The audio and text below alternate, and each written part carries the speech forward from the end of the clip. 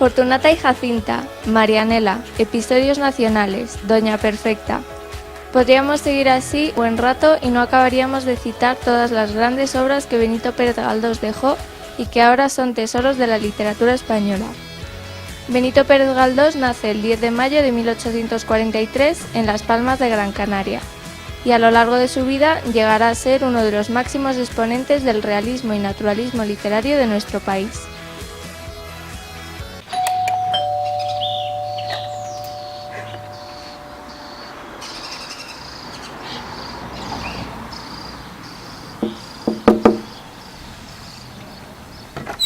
Hombre, Paula, ¿qué tal? Pasa, pasa, que te abro.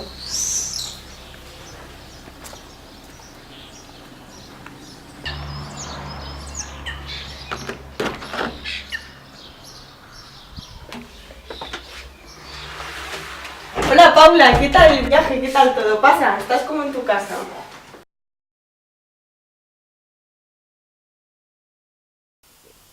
Ven, pasa, que vamos a cocinar algo.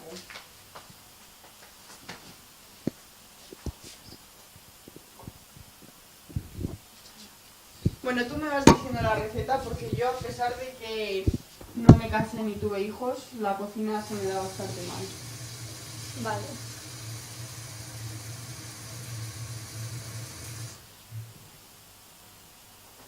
Bueno, y cuéntame, ¿qué tal tu infancia? Bueno, yo la verdad es que fui una persona que no iba a la escuela porque no me parecía interesante matemáticas sociales, no, veía que no era mi asignatura y la verdad es que no iba a clase, yo me escapaba, me iba con otros autores y hablaba con ellos, vamos, pasaba unas tardes magníficas. ¿Siempre te ha gustado escribir? Bueno, yo en el instituto hice el bachillerato de artes, que me lo llegué a sacar, porque yo tenía muchísima facilidad para recordar el Quijote, por ejemplo, tenía mucha memoria visual.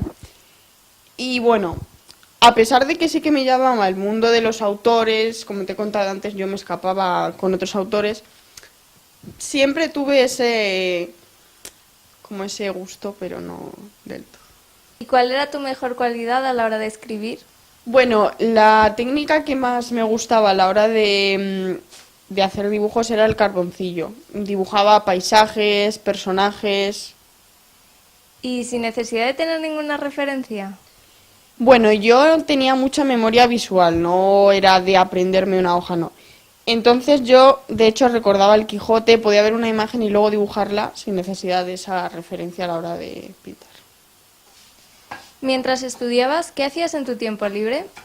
Bueno, mientras que estaba haciendo la carrera, en mis tiempos libres me gustaba escribir cuentos, ensayos, poesía lírica, que luego se publicaban en prensas locales.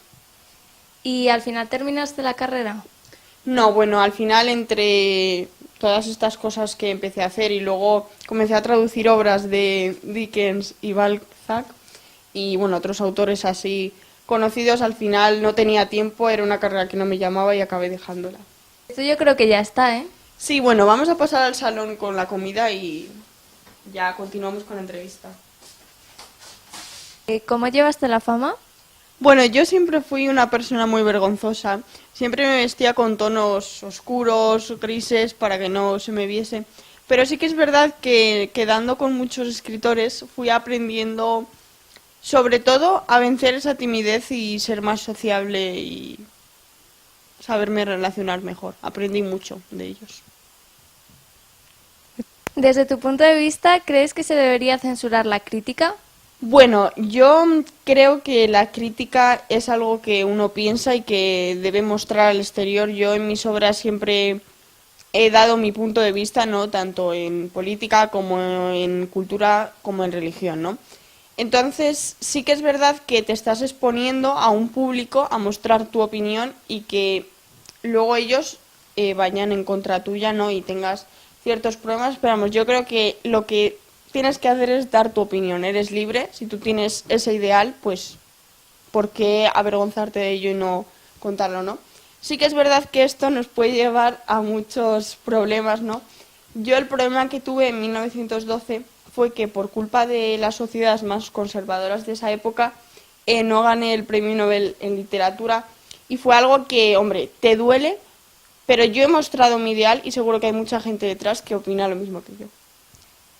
¿Tenías alguna afición extraña?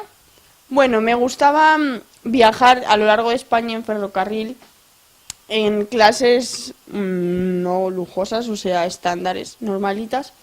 Y al recorrer España, pues me iba hospedando en hostales, casas así no muy lujosas, baratas y bueno, yo he disfrutado bastante de estos viajes. En tu época eran muy conocidos tus problemas con el dinero. Bueno, yo conocía a bastantes prestamistas, amigos míos, compañeros. De hecho, bueno, en esa época sí que los prestamistas eran más conocidos que actualmente. Entonces, tenía muchísima facilidad para endeudarme y para todo este tipo de cosas relacionadas con el dinero. ¿Nos podrías decir 3 de las obras más importantes que escribiste a lo largo de tu vida?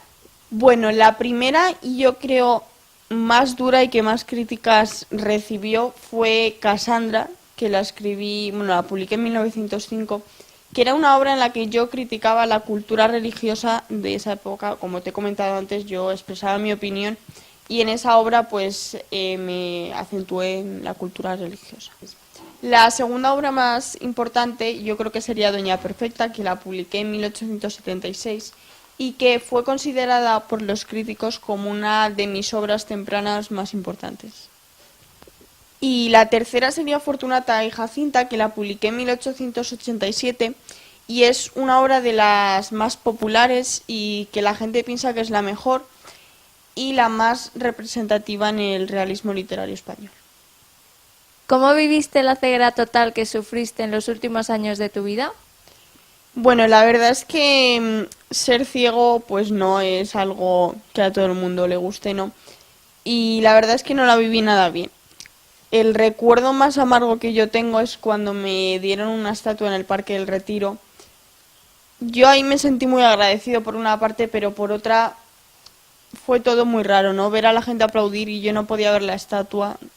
Fue la verdad el peor momento que yo recuerdo de esta época, pero evidentemente no lo llevé bien.